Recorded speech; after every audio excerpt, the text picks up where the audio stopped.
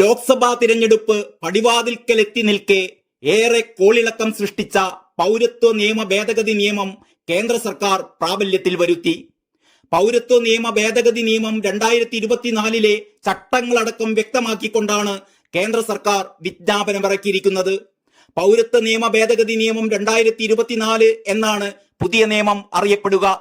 ഈ നിയമപ്രകാരം പൗരത്വത്തിനായുള്ള അപേക്ഷ സ്വീകരിക്കുന്നത് ഓൺലൈനിലൂടെ മാത്രമായിരിക്കും. ഇതിനായി പ്രത്യേകം വെബ് പോർട്ടൽ സജ്ജമാക്കുമെന്ന് കേന്ദ്ര സർക്കാർ പുറത്തുവിട്ട വാർത്താക്കുറിപ്പിൽ വ്യക്തമാക്കുന്നു. രാജ്യത്തിന്റെ വിവിധ ഭാഗങ്ങളിൽ വലിയ തോതിൽ പ്രക്ഷോഭങ്ങൾക്ക് കാരണമായതായിരുന്നു പൗരത്വ നിയമ ഭേദഗതി.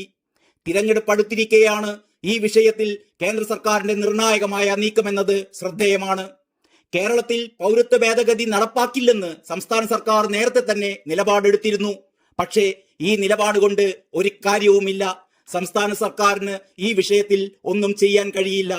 പൗരത്വത്തിനുള്ള അപേക്ഷ സ്വീകരിക്കുന്നത് ഓൺലൈനിലൂടെ മാത്രമാണ് എന്ന് കേന്ദ്ര സർക്കാർ വ്യക്തമാക്കിയിട്ടുണ്ട്. ഏതായാലും ഈ വിഷയം ലോക്സഭാ തിരഞ്ഞെടുപ്പിൽ സംസ്ഥാനത്തടക്കം മുഖ്യ പ്രചരണ വിഷയമാകുമെന്നതിൽ സംശയമില്ല. രാജ്യത്തെ മുസ്ലിം മതവിഭാഗക്കാർക്ക് ഒരു തരത്തിലും ദോഷകരമായി ബാധിക്കാത്ത ഈ നിയമത്തെ മുസ്ലിം വിരുദ്ധമെന്ന് തെറ്റിദ്ധരിപ്പിച്ചാണ് കേരളത്തിൽ ഇടതു വലതു മുന്നണികൾ വൻ പ്രചാരണം അഴിച്ചുവിട്ടിരുന്നത്. ഏതായാലും ഇരു മുന്നണികളും ഇതേ തന്ത്രവുമായി വീണ്ടും പ്രചാരണത്തിന് ഇറങ്ങുമെന്നത് ഉറപ്പാണ്.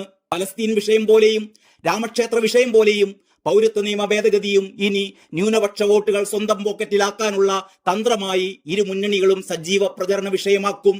രാജ്യത്ത് ഇപ്പോൾ ജീവിക്കുന്ന മുസ്ലിം മതവിഭാഗത്തിൽപ്പെട്ടവരെ സംബന്ധിച്ചിടത്തോളം ഈ ഭേദഗതി നിയമം ഒരു തരത്തിലുള്ള വൈഷമ്യവും അവർക്കുണ്ടാക്കുന്നില്ല.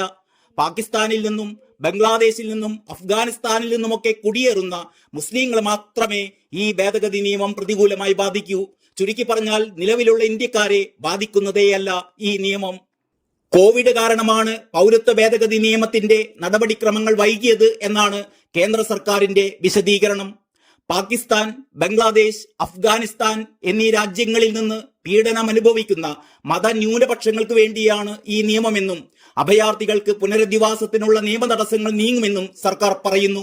വിദ്യാഭ്യാസം നേടാനും വ്യാപാര സ്വാതന്ത്ര്യത്തിനും വസ്തുവകകൾ വാങ്ങാനും പൗരത്വം നേടുന്നവർക്ക് അവകാശമുണ്ടാകും. മതപരമായതും സാമൂഹികമായതുമായ അവകാശങ്ങൾ നിലനിർത്താനാകും. ഇന്ത്യക്കാർക്ക് വേണ്ടിയുള്ളതല്ല നിയമം എന്ന വിശദീകരണവും ഇത് സംബന്ധിച്ച് പുറത്തുവിട്ട വാർത്താക്കുറിപ്പിലുണ്ട്. പാകിസ്ഥാൻ, ബംഗ്ലാദേശ്, അഫ്ഗാനിസ്ഥാൻ എന്നീ രാജ്യങ്ങളിലെ 6 ന്യൂനപക്ഷ മതവിഭാഗങ്ങളിൽപ്പെട്ട കഴിഞ്ഞ 11 വർഷത്തോളമായി ഇന്ത്യയിൽ താമസിക്കുന്നവർക്ക് പൗരത്വം നൽകുമെന്നാണ് കേന്ദ്ര സർക്കാർ നിയമവുമായി ബന്ധപ്പെട്ട് സൂചിപ്പിച്ചിരുന്നത്.